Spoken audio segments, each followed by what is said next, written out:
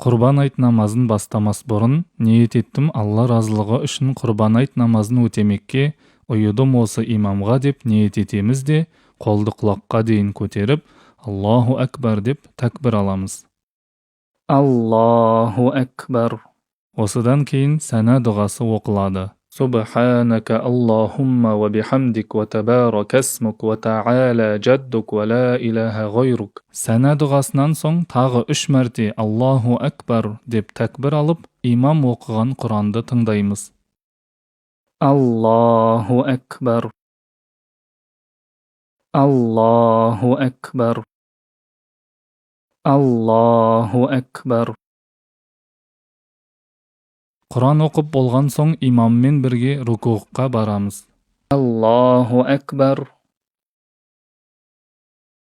Сами'аллаху лиман хамида. Раббана лакал хамд. Аллаху әкбар.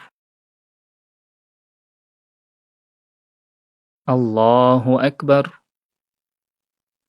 Аллаху әкбар.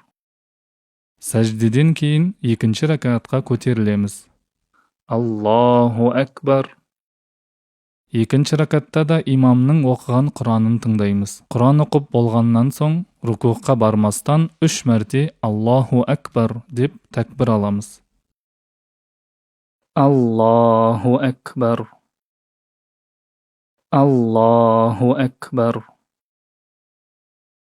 Аллаху әкбар. Үшінші тәкбірден кейін имаммен бірге жамағат Аллаху әкбар деп тағы 1 мәрте тәкбір айтып рукуғқа барады. Одан кейін рукуғ және сәжде жасалады. Аллаху әкбар. Сами'аллаху лиман хамида. Раббана лакал хамд. Аллаху әкбар. Аллаху әкбар. Аллаху әкбар. Аллаху әкбар.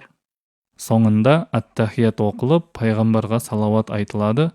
Одан кейін дұға жасалып, екі жаққа имаммен бірге сәлем беріледі.